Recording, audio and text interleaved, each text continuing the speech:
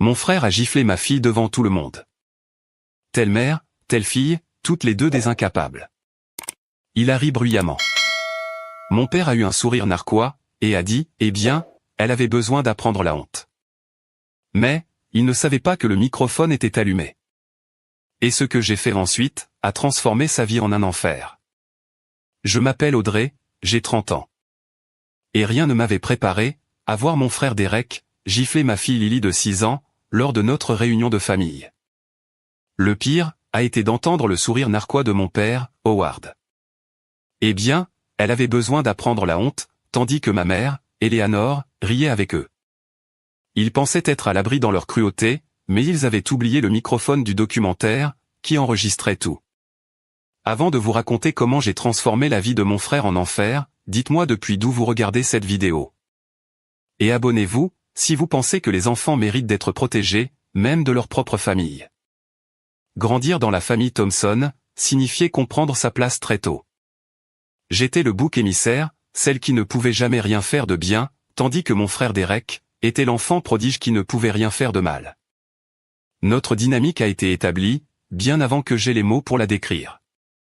Mon père, Howard, un avocat d'affaires prospère, avait des attentes spécifiques pour ses enfants. Derek y répondait parfaitement. Athlétique, doué pour les études, et surtout, prêt à refléter la personnalité agressive de notre père. Je ressemblais plus à ma mère, Eleanor, physiquement, mais pas en personnalité. Elle était heureuse de faire respecter les règles de mon père, et de maintenir la hiérarchie familiale. Je remettais les choses en question, ce qui faisait de moi la faiseuse de troubles de la famille. Audrey ne sait tout simplement pas comment se comporter correctement, disait ma mère aux proches, lors des réunions de famille, en secouant la tête avec une déception feinte. Pas comme notre Derek. À 16 ans, j'avais développé une carapace protectrice. J'ai appris à me rendre invisible à la maison, gardant la tête baissée, et comptant les jours, jusqu'à ce que je puisse m'échapper. Quand j'ai rencontré Jason, pendant ma première année d'université, il m'a semblé être mon billet pour la liberté. Il était gentil, attentionné, et surtout, il me voyait vraiment, d'une manière que ma famille n'avait jamais faite. Nous nous sommes mariés quand j'avais 20 ans, beaucoup trop jeune, mais désespéré d'avoir ma propre famille. Mes parents ont assisté à notre modeste mariage, avec des sourires crispés, et des critiques à peine voilées, surtout, de ma robe à nos vœux. Derek, qui gravissait déjà les échelons de l'entreprise à 22 ans, a apporté un cadeau coûteux, et a prononcé un discours qui semblait encourageant, mais qui était teinté de condescendance. Je n'aurais jamais cru que ma petite sœur trouverait quelqu'un prêt à la supporter, a-t-il plaisanté, suscitant des rires gênés. Bonne chance, Jason. Tu en auras besoin. Pendant un temps, j'ai cru m'être échappé. Jason et moi nous sommes installés dans un petit appartement, et j'ai terminé mon diplôme en communication, tout en travaillant à temps partiel. Nous n'étions pas riches, mais nous étions heureux. Quand je suis tombé enceinte de Lily à 24 ans, j'ai eu l'impression que tout se mettait enfin en place. Lily est arrivée, un mardi matin pluvieux. 3 kilos de pure joie, avec les yeux bleus de son père, et mes cheveux bruns. En la tenant dans mes bras, je lui ai fait la promesse silencieuse, qu'elle saurait toujours qu'elle était aimée, exactement telle qu'elle était. Elle ne remettrait jamais en question sa valeur, comme j'avais été forcé de remettre en question la mienne. Les premières fissures dans mon mariage sont apparues quand Lily avait 3 ans. Jason a commencé à travailler tard, devenant distant. J'ai trouvé des SMS de quelqu'un nommé Cara sur son téléphone. Quand je l'ai confronté, il a d'abord nié, puis a admis une liaison de 6 mois avec une collègue. Nous avons essayé la thérapie de couple, mais son cœur n'y était pas. Quand Lily a eu 4 ans, nous étions divorcés. Je n'ai pas parlé de la liaison à ma famille. J'ai simplement dit que nous nous étions éloignés, sachant qu'il transformerait d'une manière ou d'une autre l'infidélité de Jason en mon échec. Ma mère a quand même réussi à le faire. Les hommes ne quittent pas un foyer heureux, Audrey, m'a-t-elle dit au téléphone. Que as-tu fait pour le repousser? Être mère célibataire a apporté des défis financiers que je n'avais pas anticipés. Mon emploi d'assistante administrative chez Madison Marketing couvrait à peine notre loyer et les frais de garde. Parfois, je devais ravaler ma fierté et demander de l'aide à mes parents pour des dépenses imprévues, une réparation de voiture, une facture médicale ou des fournitures scolaires pour Lily. À chaque fois, l'argent était accompagné d'une leçon sur la responsabilité et les mauvais choix de vie. Pendant ce temps, la vie de Derek semblait parfaite de l'extérieur. Il était devenu le plus jeune vice-président de sa société financière. Il avait épousé Nathalie, une pédiatre issue d'une famille riche, et il vivait dans une vaste maison en banlieue. Il n'avait pas d'enfants, se concentrant d'abord sur leur carrière, expliquait Derek. Mais mes parents les érigeaient toujours en exemple de réussite, auquel je devais aspirer. Si seulement tu t'étais appliqué comme ton frère, disait mon père à chaque fois que je lui rendais visite. Tu aurais pu avoir quelque chose à montrer par toi-même. Malgré tout, je voulais que Lily connaisse ses grands-parents et son oncle. Les enfants méritent d'avoir des liens familiaux, pensais-je, même si je devais agir comme un tampon, entre elle et la toxicité dans laquelle j'avais grandi. Alors, quand la réunion de famille annuelle dans la maison du lac de mes parents s'est approchée cet été-là, j'ai décidé d'y assister, pour la première fois en 3 ans. Tu es sûr de toi? M'a demandé mon amie Tara, quand je lui ai fait part de mes projets. Ces gens ne t'ont jamais soutenu. Ça reste ma famille, ai-je répondu, bien que mon estomac se soit noué à cette idée. Et Lily adore le lac. Je peux supporter un week-end pour elle. Lily était folle de joie à l'idée de ce voyage. À 6 ans, c'était une boule d'énergie et de curiosité, avec une passion pour le chant, qui remplissait notre petit appartement à toute heure. Elle avait mon entêtement, et une confiance que je lui enviais, n'ayant pas peur de prendre de la place, d'une manière qui ne m'avait jamais été permise. Est-ce que l'oncle Derek sera là, et grand-mère et grand-père? A-t-elle demandé pendant que nous faisions nos valises. Et pourrais-je nager dans le lac tous les jours? Oui à tout, ai-je promis, ignorant l'appréhension qui montait dans ma poitrine. Et grand-mère a dit, que tes cousins venaient aussi. Je n'avais pas mentionné que mon beau-frère Paul, marié à la sœur de mon père, Linda, filmerait la réunion, pour un documentaire familial. Mon père avait insisté, pour documenter l'héritage de la famille Thompson, en particulier les réalisations de Derek. Alors que nous roulions vers la maison du lac, je répétais des mantras apaisants dans ma tête. Ce n'est que 3 jours. Je peux tout supporter pendant 3 jours. Je ne suis plus cette petite fille effrayée. Je protégerai Lily pour qu'elle ne vive pas ce que j'ai vécu. Avec le recul, je réalise que j'essayais de me convaincre de quelque chose d'impossible. On ne peut pas protéger quelqu'un des dynamiques toxiques, tout en le plaçant directement dans la ligne de mire. Certaines leçons s'apprennent de la manière la plus dure possible. La maison du lac de la famille Thompson se dressait comme un monument à la vieille fortune et à la prétention, avec son extérieur en cèdre vieilli, et sa vaste terrasse surplombant le lac Michigan. Alors que je garais notre modeste berline, dans l'allée circulaire, derrière la BMW rutilante de Derek, et la Mercedes de mes parents, j'ai ressenti la sensation familière de rétrécissement, que j'éprouvais toujours en présence de ma famille. Nous y sommes. S'est exclamé Lily, détachant sa ceinture avant même que je sois complètement garé. Son excitation était palpable, innocente des courants sous-jacents, qui me tendaient les épaules. Je peux aller voir le lac tout de suite. Installons-nous d'abord, ai-je dit, forçant un sourire. Et allons dire bonjour à tout le monde. La porte d'entrée s'est ouverte alors que nous approchions, révélant ma mère, dans un pantalon en lin repassé, et un pull en cachemire, malgré la chaleur estivale. Ses cheveux méchés étaient parfaitement coiffés, pas une mèche ne dépassait. Vous voilà, a-t-elle dit, ses yeux m'examinant de manière critique, avant de se poser sur Lily avec plus de chaleur. Nous commencions à penser que tu avais changé d'avis. La circulation était dense, ai-je expliqué, acceptant son étreinte rigide. C'est bon de te voir, maman. À l'intérieur, la grande pièce bourdonnait de proches, qui disposaient la nourriture et les boissons. Mon père se tenait près de la cheminée en pierre, en grande conversation avec mon oncle Robert. Il a levé les yeux, hochant la tête en signe de reconnaissance, sans pour autant interrompre sa discussion sur les options d'achat d'actions. Derek et Nathalie ont émergé de la cuisine, le bras de mon frère drapé de manière possessive sur les épaules de sa femme. Derek avait la carrure de notre père, grand et aux épaules larges, mais ses traits étaient plus tranchants, plus calculateurs. Son sourire n'atteignait jamais vraiment ses yeux. Tiens, la sœur prodigue est de retour, a-t-il annoncé assez fort pour que tout le monde entende. Et avec la petite mademoiselle Lily. Tu as grandi depuis la dernière fois que je t'ai vue, gamine.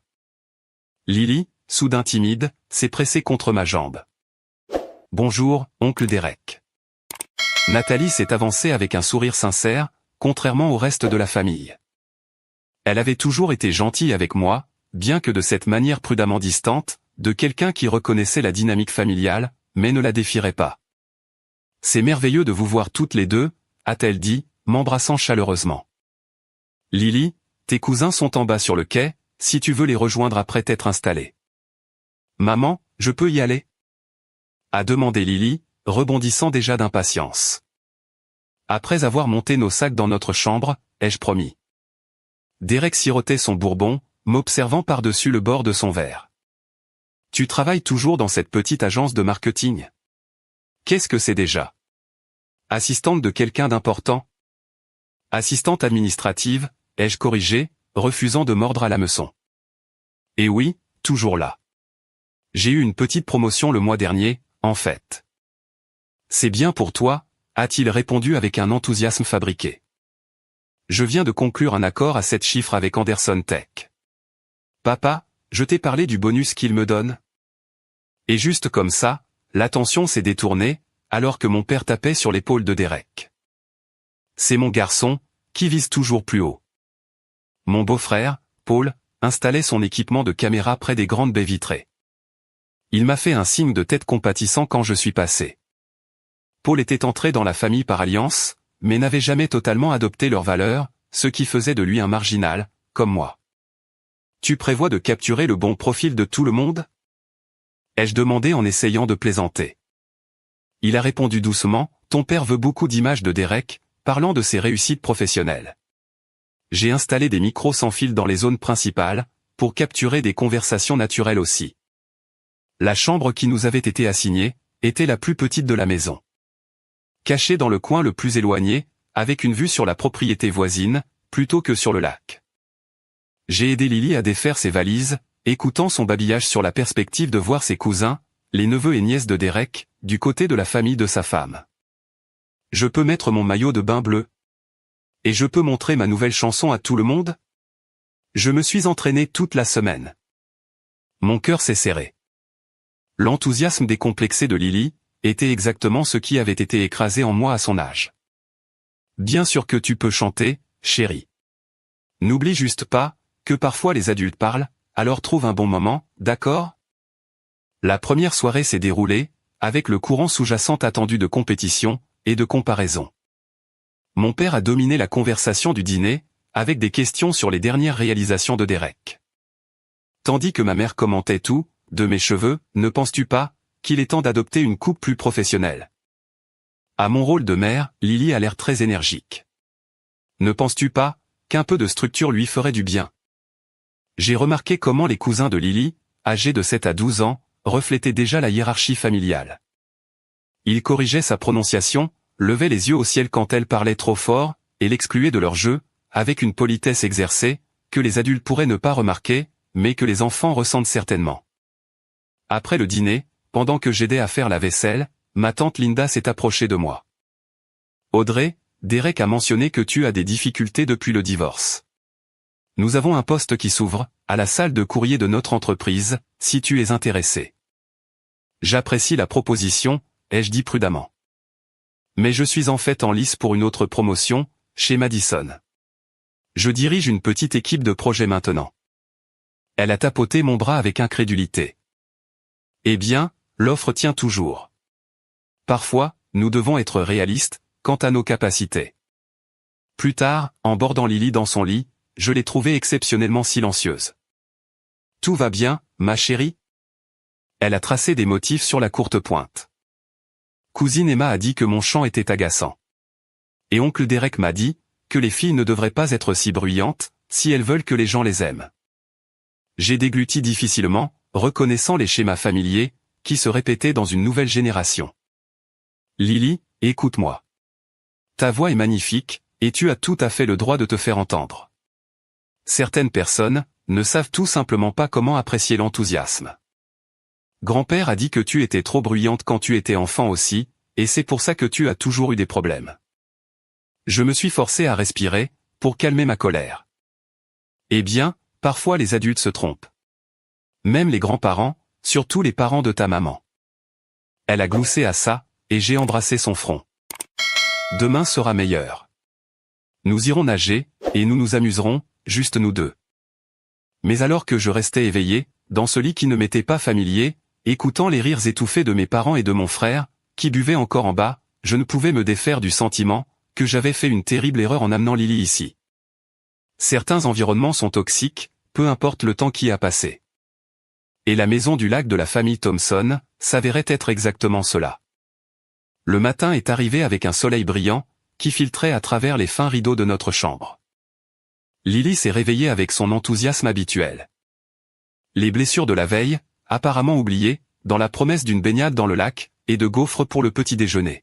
« Maman, réveille-toi. Oncle Paul a dit qu'il prépare un petit déjeuner spécial, dans la grande salle. » Elle rebondissait sur le bord de mon lit, déjà habillée de sa robe d'été bleue préférée, avec des papillons jaunes. J'ai regardé mon téléphone. 8h17. J'avais espéré dormir plus longtemps, après une nuit agitée, mais l'excitation de Lily était contagieuse. D'accord. D'accord, je suis debout. Laisse-moi m'habiller, et nous descendrons ensemble. La grande salle, c'était ainsi que mes parents appelaient prétentieusement le salon. Un espace caverneux, avec des plafonds voûtés, et un mur de fenêtres donnant sur le lac. Elle servait à la fois de salle à manger, et d'espace de rassemblement. Avec une excellente acoustique, qui amplifiait chaque son. Quand Lily et moi sommes arrivés, la plupart de la famille était déjà rassemblée. Mon père présidait en bout de la table massive en chêne, journal en main. Ma mère supervisait le personnel de restauration, qu'ils avaient engagé pour le week-end. Dieu nous préserve, quelle cuisine réellement pour sa famille. Derek et Nathalie étaient assis avec mon père, engagés dans ce qui semblait être une conversation sérieuse, sur des investissements immobiliers.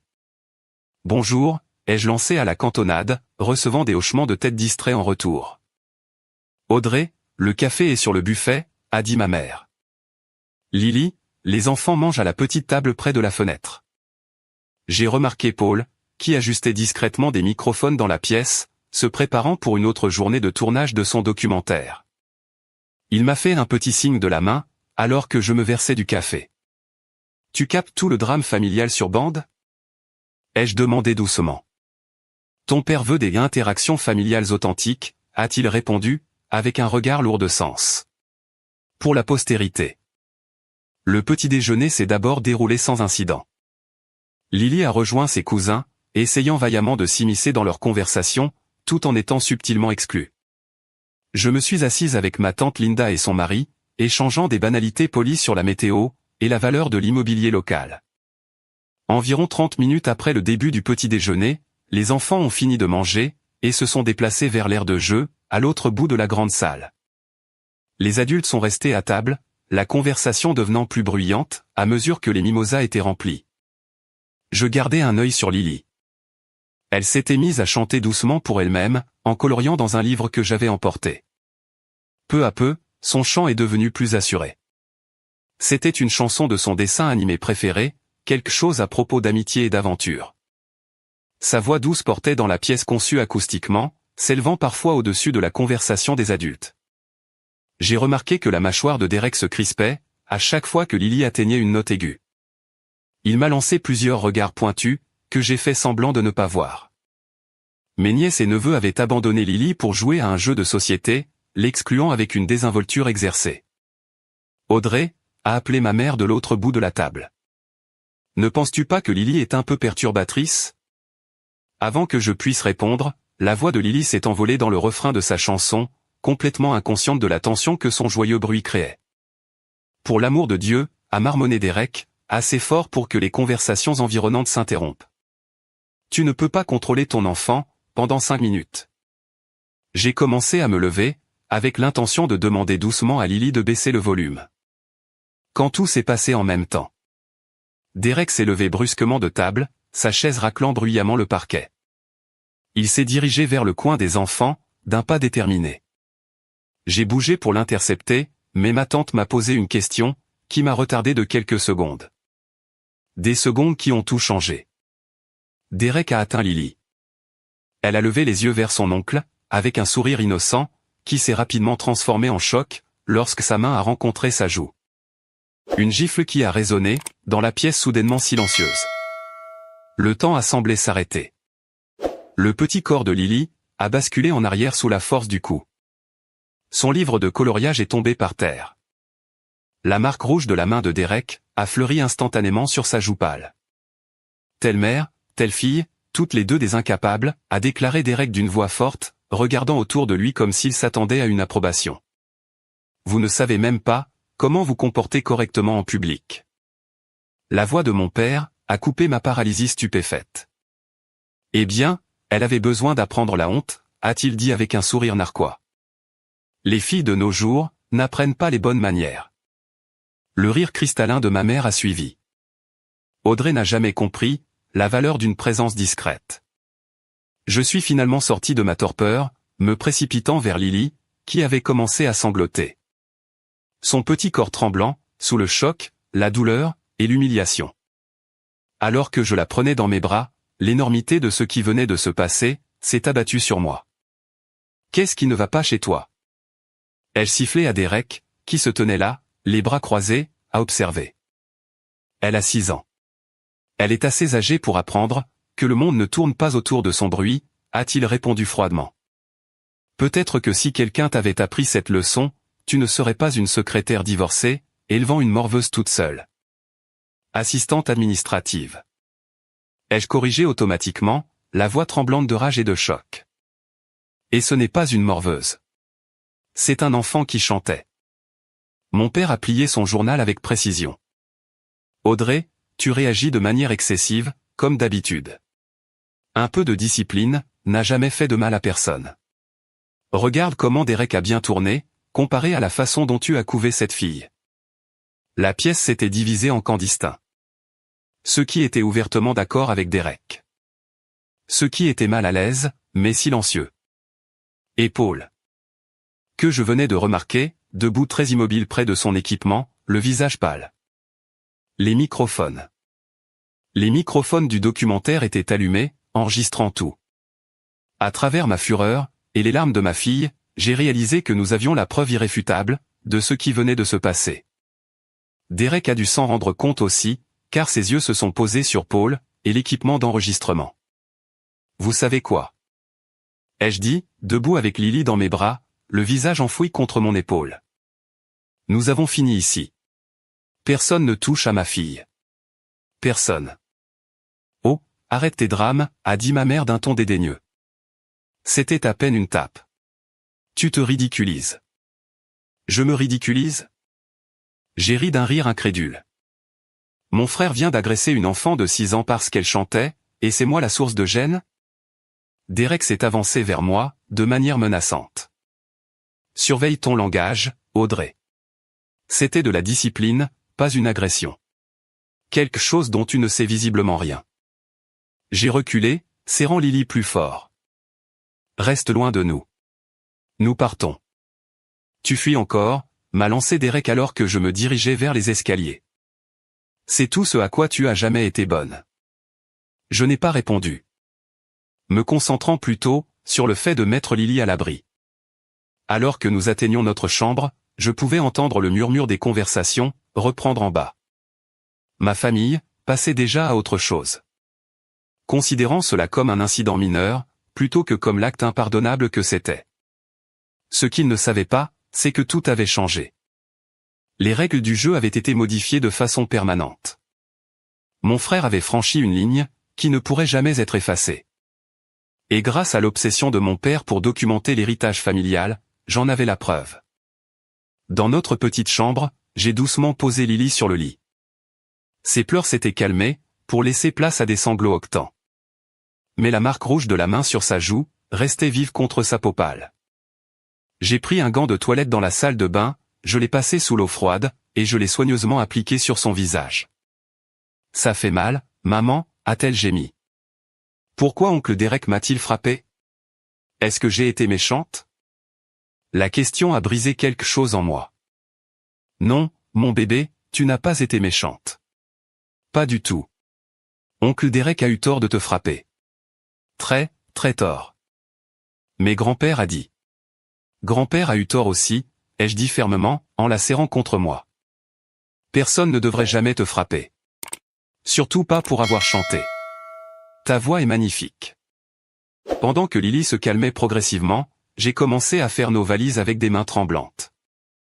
Nous devions partir immédiatement.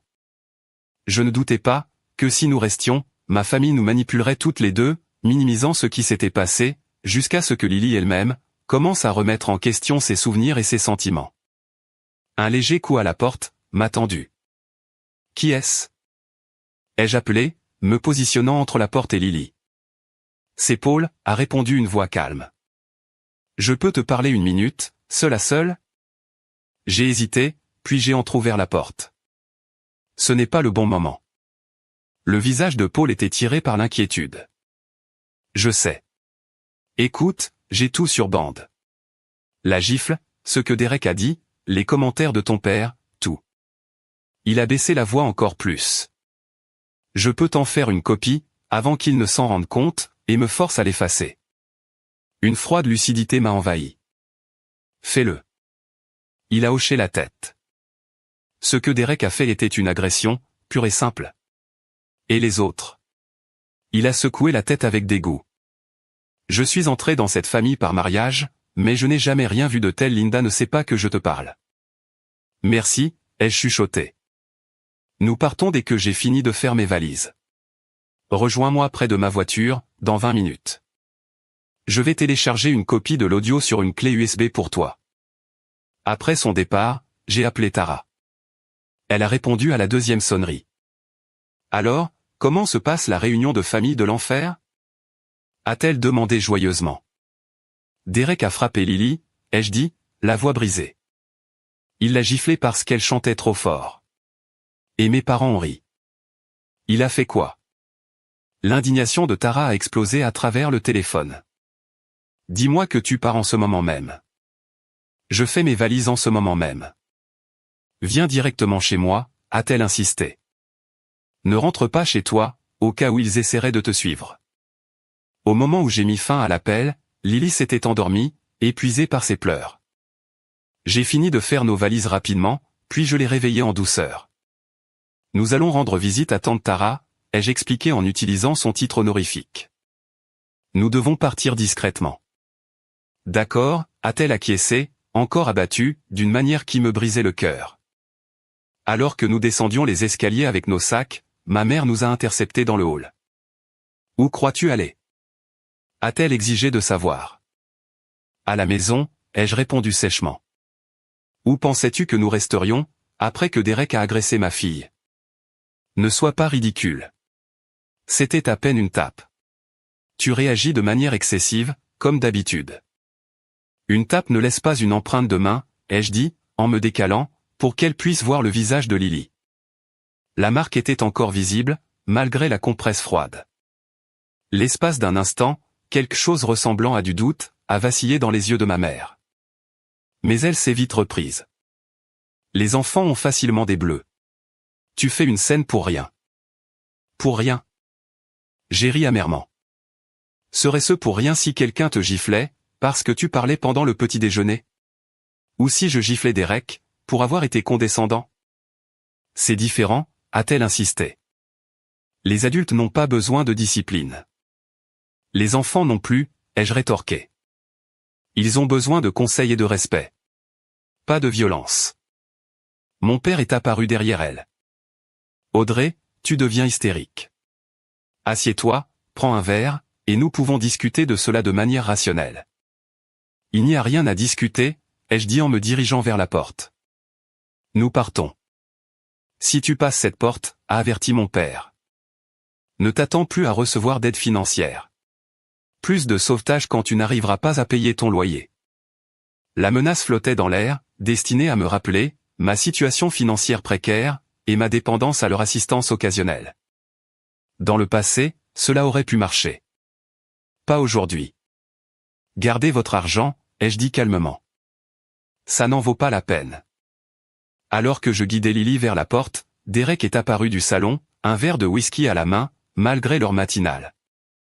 Tu fuis comme d'habitude, petite sœur? Tu n'es pas capable de faire face aux conséquences de ton mauvais rôle de mère? Je me suis arrêté, le regardant directement dans les yeux. La seule conséquence que j'évite, c'est de laisser ma fille penser qu'il est normal que des hommes frappent des enfants. Profite de ta vie parfaite, Derek. J'espère que cela valait la peine de montrer à tout le monde qui tu es vraiment. Son visage s'est assombri. Est-ce une menace? Non, ai-je répondu en ouvrant la porte d'entrée. Juste une observation. Comme promis, Paul attendait près de sa voiture dans l'allée latérale, partiellement cachée de la maison par un bosquet de pins. Il a glissé une petite clé USB dans ma main. L'audio est clair comme de l'eau de roche, a-t-il dit doucement. La gifle de Derek. Son commentaire sur le fait que vous êtes toutes les deux des incapables. Ton père disant qu'elle avait besoin d'apprendre la honte. Ta mère qui rit. Tout y est. Je ferai attention à la façon dont tu l'utilises, cependant. Ils sauront que ça vient de moi. Merci, ai-je chuchoté. Je ne t'impliquerai pas, à moins que je n'y sois absolument obligé. Le trajet jusqu'à l'appartement de Tara a été silencieux. Lily somnolait dans son rehausseur, tandis que je traitais ce qui s'était passé, et ce que je devais faire ensuite. Au moment où nous sommes arrivés, un plan se formait dans mon esprit. Tara nous a accueillis à la porte, enveloppant d'abord Lily, puis moi, dans de féroces étreintes. J'ai préparé la chambre d'amis pour vous deux, a-t-elle dit. Restez aussi longtemps que vous en aurez besoin. Ce soir-là, après que Lily se soit endormie dans ce lit inhabituel, Tara et moi nous sommes assises à sa table de cuisine, avec la clé USB et son ordinateur portable. Tu es sûr de vouloir entendre ça à nouveau? A-t-elle demandé, alors que j'insérais la clé. J'ai besoin de savoir exactement ce qui a été dit, ai-je répondu. Et j'ai besoin d'un témoin, qui ne fait pas partie de la famille. L'enregistrement était pire que dans mes souvenirs. La cruauté désinvolte, dans la voix de Derek quand il nous a traités d'incapables. Le sourire satisfait, audible dans le commentaire de mon père sur la honte. Le rire cristallin de ma mère. Tout cela peignait le portrait de personnes qui ne voyaient aucun mal à frapper un enfant. Seigneur, a chuchoté Tara quand l'enregistrement s'est terminé. Je savais que ta famille était toxique, mais là. Je sais, ai-je dit, ma résolution se durcissant. La question est, qu'est-ce que je fais à propos de ça? Tu pourrais aller à la police, a-t-elle suggéré. C'est une agression sur mineur, purement et simplement. Je pourrais, ai-je convenu. Mais tu sais comment ces choses fonctionnent. Ce serait ma parole contre la leur. Sans cet enregistrement, qui pourrait même ne pas être recevable en cours. Et il me dépeindrait, comme la mère célibataire instable, essayant d'extorquer de l'argent à des proches qui ont réussi. Alors quoi? Les laisser s'en tirer? J'ai secoué la tête lentement. Non. Derek a franchi une ligne aujourd'hui. Et il doit y avoir des conséquences. De vraies conséquences. Au cours des jours suivants, pendant que Lily et moi nous ajustions à la vie temporaire chez Tara, j'ai commencé mes recherches. Tout d'abord, j'ai emmené Lily chez sa pédiatre, la docteure Winters, qui a documenté le bleu qui s'estompait, et nous a dirigés vers une psychologue pour enfants.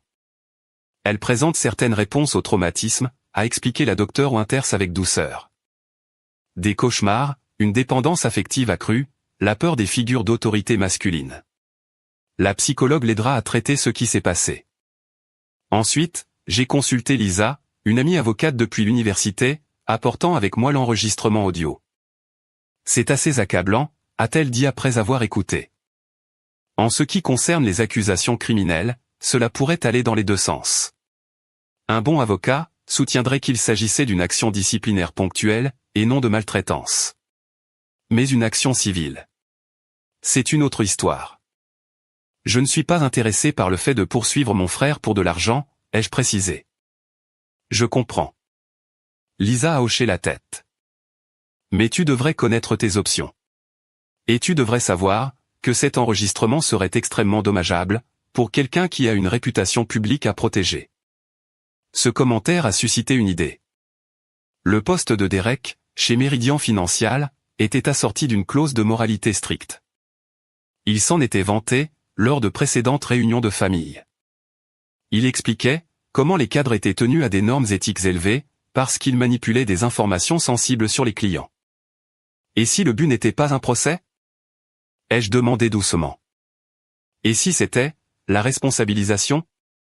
Ce soir-là, j'ai commencé à faire des recherches, plus approfondies, sur la vie professionnelle de Derek. Sa biographie d'entreprise vantait son implication communautaire, y compris son siège au conseil d'administration d'une association caritative pour enfants, et son mentorat de jeunes, dans des programmes commerciaux. L'ironie était presque trop parfaite. J'ai élaboré un plan détaillé, pesant chaque action potentielle à la fois, contre son efficacité, et ses conséquences pour Lily. Il ne s'agissait pas de vengeance. Il s'agissait de protection, et de justice. Il s'agissait de s'assurer que Derek comprenne, que les actes ont des conséquences. Surtout lorsque ces actes blessent un enfant. Le moment décisif est survenu, 3 jours après que nous ayons quitté la maison du lac. Lorsque Lily s'est réveillée en hurlant, à la suite d'un cauchemar. Oncle Derek me pourchassait. A-t-elle sangloté sur mon épaule. Il voulait encore me frapper, parce que je chantais. Alors que je tenais ma fille dans mes bras, l'apaisant pour qu'elle se rendorme, avec des promesses de sécurité, ma décision s'est cristallisée. Derek avait volé à Lily son sentiment de sécurité, et sa joie de chanter. La chose même qui lui avait apporté tant de bonheur. Il lui avait fait avoir honte de sa voix, tout comme mes parents l'avaient fait avec moi, tout au long de mon enfance. Ce cycle devait se terminer. Non seulement pour Lily, mais pour tout autre enfant, qui pourrait faire l'expérience de la discipline de Derek, à l'avenir. Le lendemain matin, j'ai mis mon plan à exécution. Mon plan a commencé par la documentation. J'ai pris rendez-vous avec la docteure Melissa Garner, la psychologue pour enfants recommandée par la docteure Winters. Elle était spécialisée dans les traumatismes infantiles, et avait l'expérience de témoigner dans des affaires de maltraitance. Lily montre des signes classiques, d'une réponse de stress aigu, a expliqué la docteure Garner, après leur séance initiale. Elle ressent de l'anxiété autour des figures d'autorité masculine, des troubles du sommeil, et une réticence à s'engager dans des activités qu'elle appréciait auparavant, en particulier le chant. Est-ce qu'elle ira bien? Ai-je demandé, le poids de l'inquiétude maternelle oppressant ma poitrine. Les enfants sont remarquablement résilients avec un soutien approprié, m'a-t-elle assuré. Mais ce qui lui est arrivé, était un traumatisme important, pas un incident de discipline mineure, comme semble le croire votre famille. J'aimerais la voir toutes les semaines, pendant un moment. La docteure Garner a fourni une évaluation écrite, documentant les symptômes de Lily et leurs causes. C'est devenu la première pièce à conviction, de mon dossier qui s'épaississait. Ensuite, est venu le rapport de police. L'agent qui a pris ma déclaration, était compatissant mais réaliste. Sans blessure visible, ou témoins indépendants, ce serait typiquement difficile à poursuivre, a expliqué l'agent Jenkins. La discipline familiale tombe souvent dans une zone grise, légalement. Mais avec l'enregistrement audio, elle a fait une pause, venant tout juste d'écouter la preuve. Cela change la donne. Ce rapport établit une trace officielle de l'incident, ce qui pourrait s'avérer important plus tard. Mon téléphone n'arrêtait pas de vibrer avec des messages, des membres de ma famille. Les SMS de ma mère oscillaient entre la culpabilisation, tu brises le cœur de ton père avec ce drame, et la minimisation, c'était juste une petite tape, pour l'amour du ciel. Derek était passé de l'attitude méprisante, remets-toi, aux menaces, tu vas regretter d'avoir fait tout un plat de ça. Je n'ai répondu à aucun d'eux. À la place, j'ai créé une version soigneusement éditée de l'enregistrement audio. Non manipulé, mais coupé, pour n'inclure que les moments critiques. La gifle de Derek, le son était indubitable, son commentaire sur le fait que nous étions des incapables, la déclaration de mon père sur le fait que Lily avait besoin d'apprendre la honte, et le rire de ma mère. Je n'ai ajouté aucun commentaire, laissant leurs actes et leurs mots, parler d'eux-mêmes. Ensuite, j'ai pris une profonde inspiration, et j'ai envoyé cet extrait édité. Accompagné d'un récit factuel et dénué d'émotion de ce qui s'était passé. À 3 destinataires stratégiques.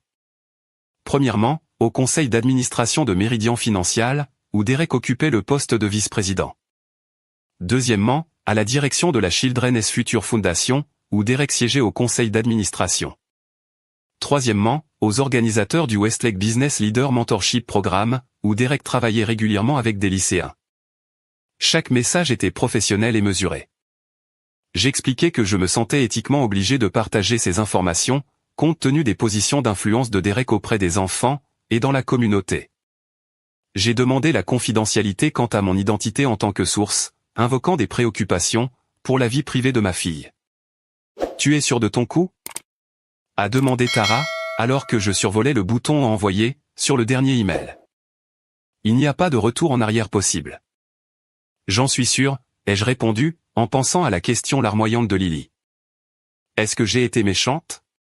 Aucun enfant ne devrait jamais remettre en question sa valeur, parce qu'un adulte n'a pas pu contrôler sa colère. Derek a fait son choix, quand il a giflé une enfant de 6 ans parce qu'elle chantait. Ce sont simplement les conséquences. En l'espace de quelques heures, mon téléphone a explosé de notifications. Derek avait découvert ce que j'avais fait.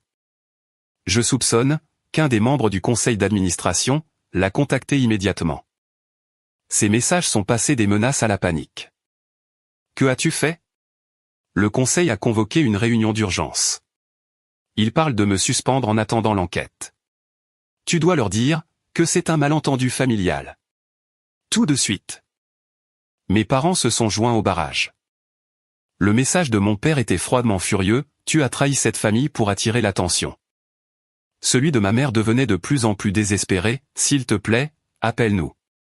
Nous pouvons arranger ça ensemble. Je les ai tous bloqués. Paul a appelé ce soir-là, sa voix étouffée. Derek perd la tête chez tes parents. Ils savent que j'ai tout enregistré, mais ils ne savent pas que je t'ai donné une copie. Derek menace de te poursuivre pour diffamation. Qu'il essaie, ai-je répondu calmement. La vérité est une défense absolue, contre la diffamation. Tout ce que j'ai fait, c'est partager ces paroles et ces actes réels, avec des personnes qui devraient les connaître. Tes parents disent que tu es instable, que tu as toujours été jalouse de Derek. Ils essaient de convaincre tout le monde, que tout cela est une histoire de divorce et d'argent. J'ai ri sans aucune trace d'humour. Bien sûr qu'ils le font. C'est plus facile, que d'admettre que leur enfant prodige a frappé un enfant de maternelle, parce qu'il chantait trop fort. Le lendemain matin a apporté un appel inattendu, d'un numéro que je ne reconnaissais pas. C'était Nathalie, la femme de Derek. Audrey. Sa voix semblait tendue. Pouvons-nous nous rencontrer quelque part en privé? Nous avons convenu de nous retrouver dans un café, à mi-chemin entre nos domiciles. Quand Nathalie est arrivée, j'ai été choqué par son apparence. Toujours méticuleusement apprêtée, elle avait l'air épuisée, avec des cernes foncées sous des yeux rougis. J'ai entendu l'enregistrement, a-t-elle dit sans préambule, en se glissant dans la banquette en face de moi. Paul l'a fait écouter à Linda, et elle m'a appelé.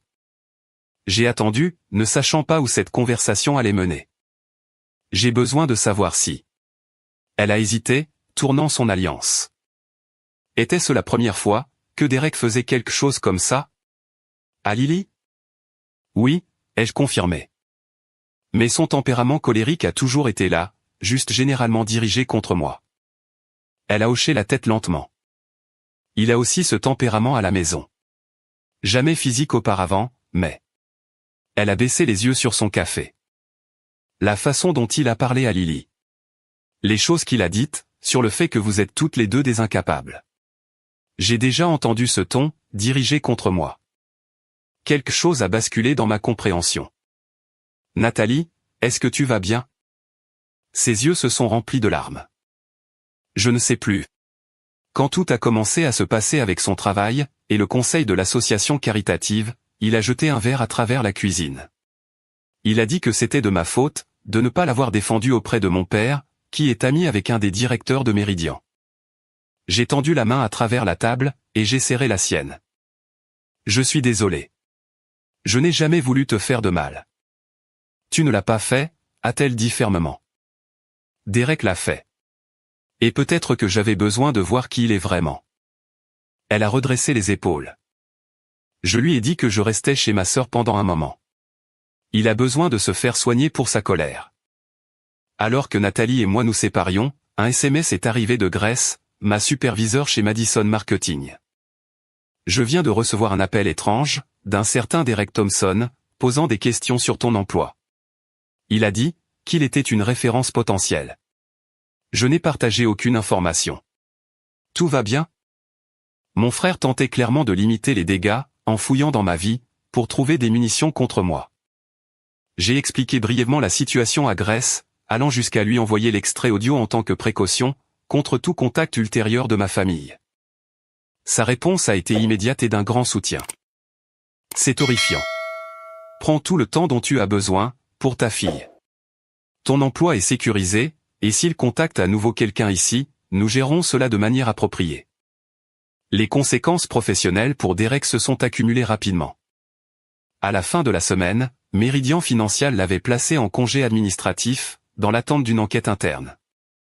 L'association caritative pour enfants l'a retiré de son conseil d'administration avec effet immédiat, citant sa politique de tolérance zéro, concernant le bien-être des enfants. Le programme de mentorat a mutuellement convenu de suspendre sa participation. La réponse de la communauté a été tout aussi rapide, une fois que l'histoire a commencé à circuler. Des parents de l'école de Lily, des voisins, et même de lointaines connaissances, ont pris contact avec des messages de soutien. Beaucoup ont partagé leurs propres histoires de maltraitance familiale, minimisées en tant que discipline. Une petite communauté de survivants s'est formée autour de nous, offrant à la fois une aide pratique et une solidarité émotionnelle. Derek a tenté de contrôler le récit à travers des connexions communes, affirmant que j'avais manipulé l'enregistrement, et que j'utilisais Lily comme un pion, dans un désaccord familial sur l'argent. Peu l'ont cru, une fois qu'ils ont entendu l'audio non édité. Mon téléphone a sonné à nouveau. Cette fois, c'était mon beau-frère Paul. « Je voulais juste que tu saches », a-t-il dit doucement. Plusieurs autres membres de la famille m'ont approché en privé, pour dire qu'ils avaient été témoins de l'agressivité physique de Derek envers ses neveux et nièces auparavant.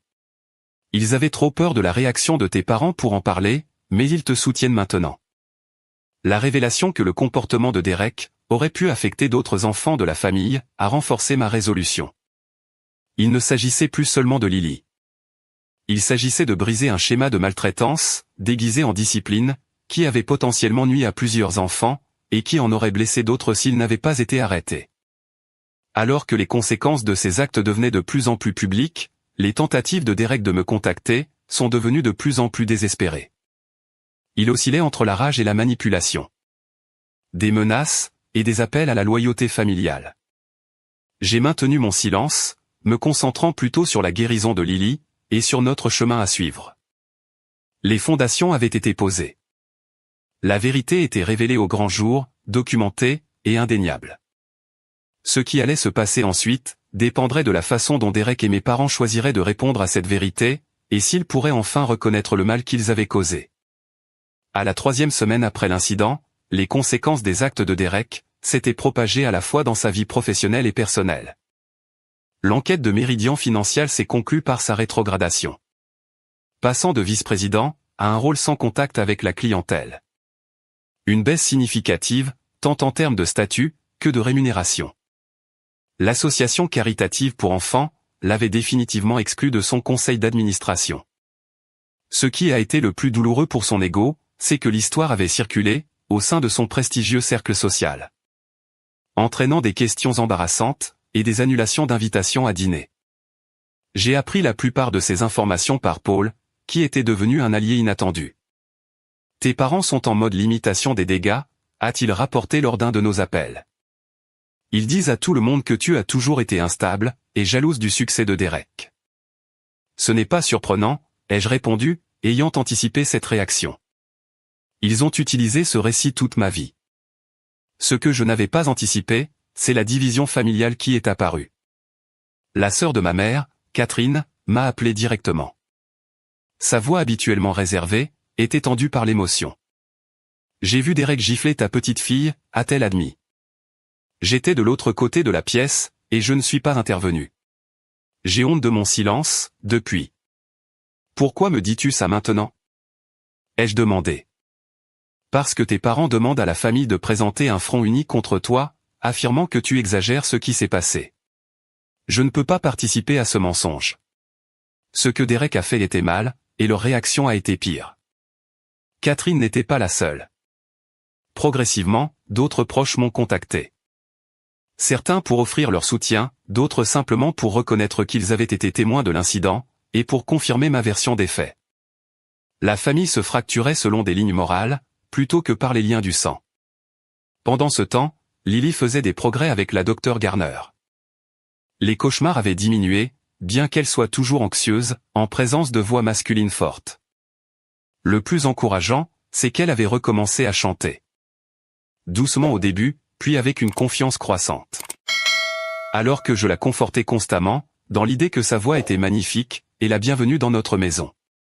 4 semaines après l'incident, ma grand-mère Martha, la mère de mon père et la matriarche de la famille, a convoqué tout le monde chez elle. Cela a assez duré, a-t-elle déclaré au téléphone. Je veux les 2 versions de l'histoire, et je veux que la famille fasse la paix. Il n'y a pas 2 versions, au fait de frapper un enfant, grand-mère, ai-je répondu. Peut-être pas, a-t-elle concédé, me surprenant. Mais il doit y avoir une résolution. Dimanche à 14 heures. Je m'attends à ce que tu sois là. J'ai consulté la docteure Garner, pour savoir si je devais amener Lily à cette réunion de famille. Son conseil a été clair, absolument pas. Ce sont maintenant des affaires d'adultes, et elle ne devrait pas être exposée à un conflit potentiel, ni être amenée à revivre son traumatisme. Tara a accepté de garder Lily, pendant que j'assistais seul à la réunion. Alors que je conduisais jusqu'à la vaste maison victorienne de ma grand-mère, l'anxiété me nouait l'estomac. Je n'avais pas vu mes parents, ni Derek, depuis l'incident à la maison du lac. Comment se comporteraient-ils, maintenant que leur enfant prodige avait fait face à de réelles conséquences pour ses actes? La tension dans le salon formel de ma grand-mère était si épaisse qu'on aurait pu la couper au couteau. Mes parents étaient assis raidement, sur le canapé antique. Le visage de ma mère était un masque de sang-froid, qui ne parvenait pas tout à fait à cacher sa fureur. Derek et Nathalie étaient assis séparément. Elle, dans un fauteuil près de la fenêtre. Lui, appuyé contre la cheminée, les yeux injectés de sang. Divers oncles, tantes et cousins adultes, occupaient les sièges restants, leurs bavardages habituels visiblement absents. Ma grand-mère est entrée la dernière, s'appuyant sur sa canne, mais rayonnant d'autorité à 87 ans. J'ai vécu assez longtemps, pour voir 5 générations de cette famille, a-t-elle commencé sans préambule. Et je n'ai jamais été plus déçu que je ne le suis aujourd'hui. Mon père s'est redressé. Mère, si vous écoutiez juste notre version. Howard, je suis peut-être vieille, mais je ne suis pas sénile. Elle l'a coupé sèchement. Paul a eu la gentillesse de partager l'enregistrement avec moi. J'ai entendu exactement ce qui s'est passé. La pièce est devenue silencieuse. Ma grand-mère s'est tournée vers Derek. Tu as frappé une enfant. Une enfant de 6 ans, parce qu'elle chantait. Ensuite, tu les as insultés, elle et sa mère. Ton comportement était inexcusable. Le visage de Derek a rougi. Ce n'était pas une si grosse gifle. Tout le monde réagit de manière excessive. Tais-toi. A sèchement répliqué grand-mère. Quand un homme adulte frappe un enfant, la force n'a pas d'importance. C'est l'abus de confiance, l'abus de pouvoir. Elle s'est tournée vers mes parents. Et vous deux l'avez encouragé, en avez ri, l'avez minimisé. Le sang-froid de ma mère a craqué. Martha, vous ne comprenez pas. Audrey a toujours été difficile. Exagérant toujours. Eleanor a interrompu ma grand-mère. J'ai élevé ton mari. Je sais exactement où Derek a appris ce comportement. Son regard s'est déplacé vers mon père, dont le visage avait pâli. Howard a été discipliné durement par son père. Trop durement. Je regrette chaque jour de ne pas l'avoir arrêté. Je ne ferai pas cette erreur à nouveau. Un lourd silence est tombé sur la pièce. Mon père regardait ses mains. Audrey, a continué ma grand-mère. Tu as fait ce que j'aurais dû faire, il y a des décennies. Tu as protégé ton enfant. Même à un coût personnel élevé. Pour cela, tu as tout mon respect. Je ne m'attendais pas à cette alliance, et je me suis retrouvé momentanément sans voix. Cela dit, a-t-elle poursuivi. Cette famille est maintenant à la croisée des chemins. La guérison est possible, mais seulement avec de la responsabilisation. Derek s'est éloigné de la cheminée. Responsabilisation? J'ai été publiquement humilié, rétrogradé au travail, expulsé du conseil de l'association caritative que j'ai aidé à bâtir. N'est-ce pas une punition suffisante pour une gifle? J'ai enfin retrouvé ma voix. Il ne s'agit pas de punition, Derek. Il s'agit de reconnaître ce que tu as fait, et son impact. Lily fait des cauchemars. Elle a arrêté de chanter, la chose qui lui apportait de la joie. Elle m'a demandé, si elle avait été méchante. Ma voix s'est brisée. Une enfant de 6 ans a pensé qu'elle méritait d'être frappée, parce que l'adulte en qui elle avait confiance lui a fait croire qu'elle avait tort d'utiliser sa voix. Je n'avais pas l'intention de recommencer Derek, puis il s'est arrêté, semblant sincèrement à court de mots. C'est bien ça le problème. J'ai continué. Tu n'avais pas l'intention de la traumatiser. Tu voulais juste la contrôler. La rendre petite et silencieuse. De la même façon que cette famille a toujours essayé de me contrôler et de me rabaisser. Mais les intentions n'effacent pas l'impact. Mon père s'est levé brusquement. C'est ridicule. Nous avons toléré ce drame assez longtemps. Derek a fait une erreur, oui. Mais Audrey a délibérément détruit sa réputation, par dépit. Non, Howard, a dit ma grand-mère fermement. Audrey a montré aux gens qui est vraiment Derek. Il a détruit sa propre réputation par ses actes. Je n'arrive pas à croire que vous preniez son parti, s'est exclamée ma mère. Je prends le parti de cet enfant, a répondu grand-mère. Comme vous devriez tous le faire. La confrontation a dégénéré à partir de là. Des années de ressentiment et de dysfonctionnement se sont déversées, alors que les membres de la famille exprimaient enfin leur vérité. Tante Catherine a décrit avoir été témoin de la dure discipline que m'infligeait mon père quand j'étais enfant, tandis que Derek ne recevait que des conseils bienveillants. Ma cousine Jennifer a révélé que Derek avait un jour tordu le bras de son fils, lors d'une précédente réunion, parce qu'il avait répondu effrontément. Mon oncle Robert a admis avoir vu Derek bousculer un partenaire commercial, lors d'une partie de golf. Mais il n'avait rien dit, parce que c'est comme ça que les hommes règlent leurs différends. Un schéma se dessinait. Celui de l'agressivité incontrôlée de Derek, et de la validation constante de son comportement par mes parents. À chaque révélation, le visage de Derek s'assombrissait, tandis que les dénégations de mes parents devenaient de moins en moins convaincantes. Nathalie a finalement pris la parole, sa voix calme mais assurée. Je demande la séparation. La pièce est redevenue silencieuse. Quoi? Derek s'est tourné vers elle, sincèrement choqué. Cet incident m'a forcé à reconnaître des choses que j'ignorais depuis des années, a-t-elle poursuivi. La façon dont tu me parles quand tu es en colère. Les objets que tu jettes.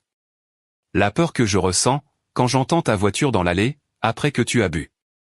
Je ne t'ai jamais frappé, a protesté Derek. Non, a-t-elle convenu. Mais en entendant comment tu as parlé à Lily et à Audrey, en voyant comment tes parents ont minimisé la chose, j'ai soudainement compris vers quoi notre relation se dirigeait. Ma mère a fait une dernière tentative pour sauver la situation. Nathalie, chaque mariage traverse des périodes difficiles. Tu ne peux pas jeter des années de vie commune, pour un seul incident regrettable. Ce n'est pas un seul incident, a répondu Nathalie. C'est un schéma. Et je n'attendrai pas que ça dégénère davantage. La réunion a duré près de 3 heures. À la fin, plusieurs choses étaient devenues claires. La famille ne serait plus jamais la même. Des lignes de démarcation avaient été tracées, fondées sur les valeurs plutôt que sur le sang. Derek avait perdu bien plus qu'un titre professionnel. Il avait perdu le système de soutien inébranlable, qui l'avait protégé des conséquences de ses actes toute sa vie. Mes parents étaient confrontés à un choix, reconnaître leur rôle dans la validation d'un comportement toxique, ou perdre les relations avec de multiples membres de la famille, y compris leur unique petite fille. Alors que le rassemblement se dispersait, ma grand-mère a pris ma main. Ça prendra du temps, a-t-elle dit doucement. Le changement ne se produit pas du jour au lendemain. Surtout dans les familles, avec des schémas aussi enracinés. Mais ça a commencé, et c'est déjà ça. Dans les semaines qui ont suivi, les conséquences ont continué à se déployer. L'entreprise de Derek a publié une déclaration publique sur son engagement envers les valeurs familiales et la conduite éthique, se distançant implicitement de lui, sans le nommer directement. Il a été tenu de suivre une thérapie de gestion de la colère, comme condition à son maintien dans l'emploi. Nathalie a déménagé de leur domicile, et a déposé des documents officiels de séparation, la première étape vers le divorce. Lors d'une rencontre autour d'un café, qui nous a laissés toutes les deux en larmes, elle a confié avoir fait 2 fausses couches pendant leur mariage, et se demandait maintenant, si le stress de marcher sur des œufs à cause du tempérament de Derek, y avait contribué. Mes parents ont fait des tentatives hésitantes et maladroites de réconciliation. Clairement motivés davantage par la limitation des dégâts, que par un véritable remords. Ma mère a appelé, avec une invitation à dîner, qui n'incluait aucune reconnaissance de ce qui s'était passé. Mon père a envoyé un email, qui caractérisait l'ensemble de la situation, comme un malentendu disproportionné. J'ai maintenu des limites fermes, indiquant clairement que toute relation future nécessiterait la reconnaissance du préjudice causé à Lily, et des mesures concrètes pour garantir sa sécurité et son bien-être émotionnel en leur présence. Les changements les plus profonds, cependant, se sont produits en moi. La femme qui avait autrefois accepté les mauvais traitements comme indus, se tenait maintenant fermement dans son pouvoir. La mère qui avait amené son enfant dans un environnement toxique, dans l'espoir de créer des liens familiaux, reconnaissait maintenant que la véritable famille est définie par l'amour et le respect. Pas par le sang et l'obligation. 6 mois après l'incident, j'étais assise dans le bureau de la docteure Garner, pour faire le point sur la thérapie de Lily. Elle s'en sort remarquablement bien, a partagé la psychologue. Les enfants sont résilients, surtout lorsqu'ils ont un attachement sécurisant à une figure maternelle protectrice. Vous avez tout fait correctement, Audrey. Je ne l'ai pas protégé du traumatisme initial, ai-je fait remarquer, la culpabilité familière refaisant surface. Mais vous avez réagi parfaitement par la suite, a contré la docteure Garner. Vous avez validé ses sentiments, vous l'avez éloigné du danger, vous lui avez obtenu un soutien approprié, et vous avez tenu le coupable pour responsable. C'est pourquoi elle guérit. En rentrant chez moi, j'ai réfléchi aux cadeaux inattendus qui avaient émergé de ce chapitre douloureux. Une voix plus forte et plus assurée.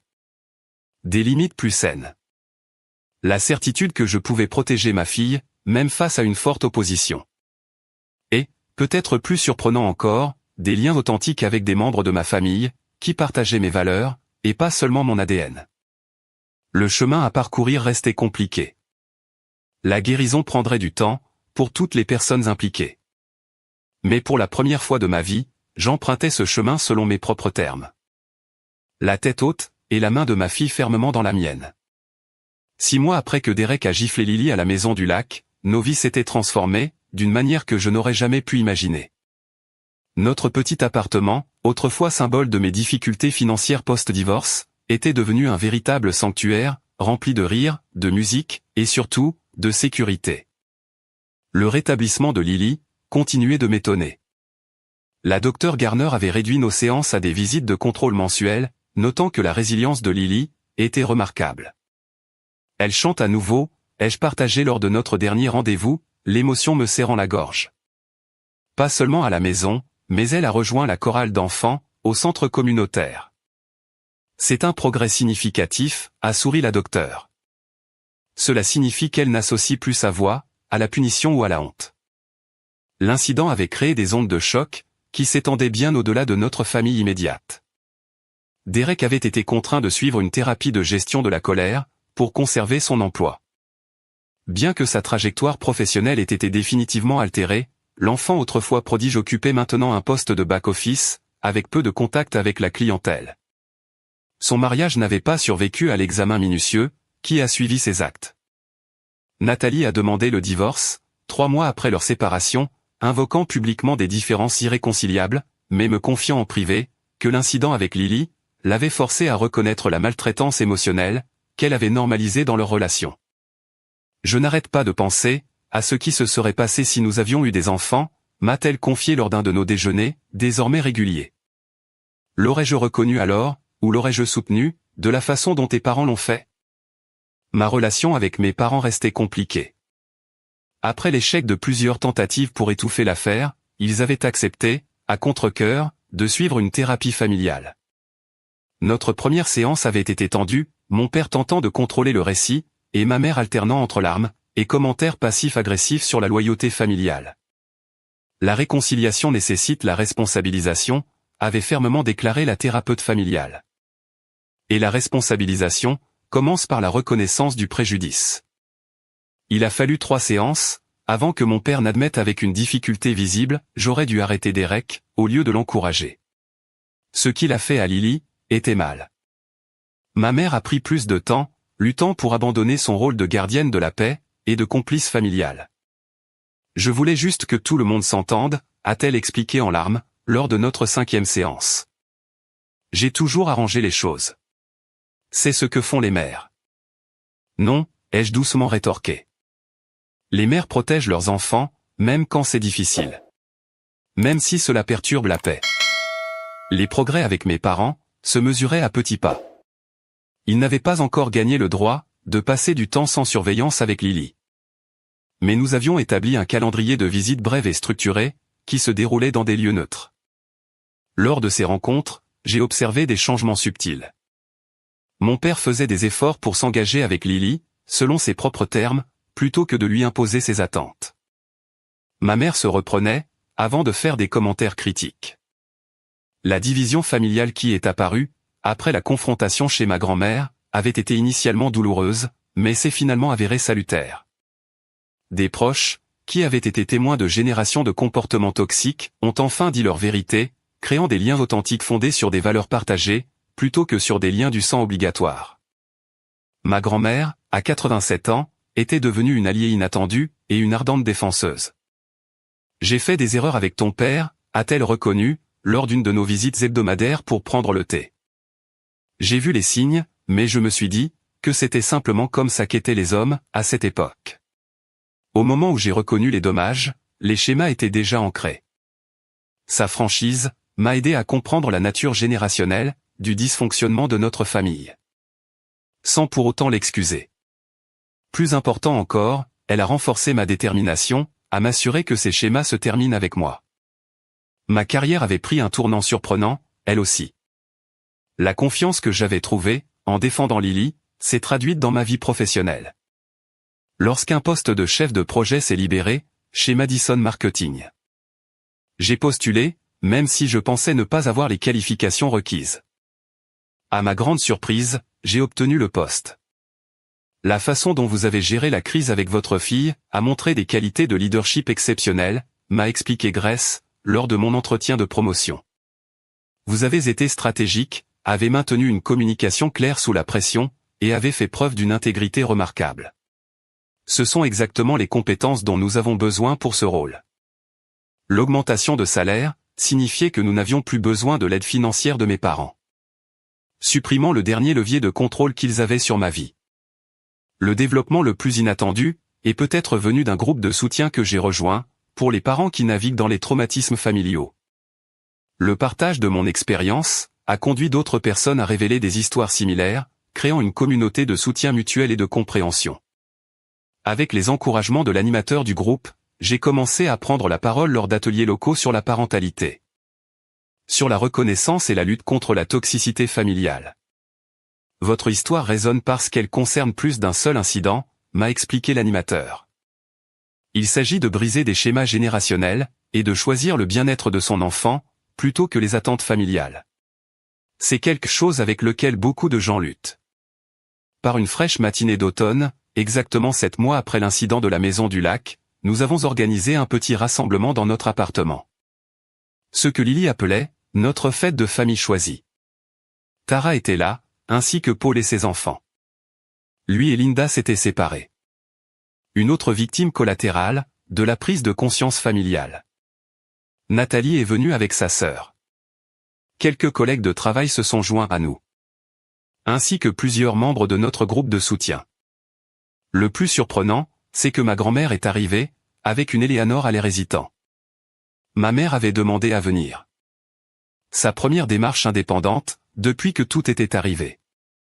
Alors que tout le monde se mêlait, dans notre modeste salon, Lily a tiré sur ma manche. « Maman, je peux chanter la chanson maintenant ?» a-t-elle chuchoté. « Es-tu sûre d'en avoir envie ?» ai-je demandé, sachant ce que cela signifiait pour elle. Elle a hoché la tête avec détermination. Je me suis entraîné avec mademoiselle Johanna, à la chorale. J'ai demandé l'attention de tout le monde, alors que Lily prenait place près de la fenêtre, la lumière du soleil illuminant son visage. La pièce est devenue silencieuse lorsqu'elle a commencé à chanter. Pas la chanson du dessin animé, qui avait déclenché la violence de Derek, mais une simple ballade pour enfants, sur le courage et la découverte de sa propre voix. Sa voix claire et douce a rempli notre maison sans aucune excuse ni crainte. En la regardant se tenir bien droite, les yeux brillants de confiance. J'ai senti des larmes monter à mes yeux.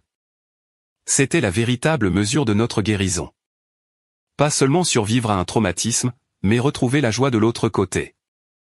Quand elle a eu fini, la pièce a éclaté en applaudissements. Ma mère a tamponné ses yeux avec un mouchoir.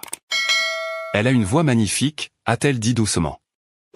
J'aurais dû dire quelque chose ce jour-là. Oui, tu aurais dû, ai-je acquiescé. Mais ce qui compte maintenant, c'est ce que nous dirons et ferons tous, à l'avenir.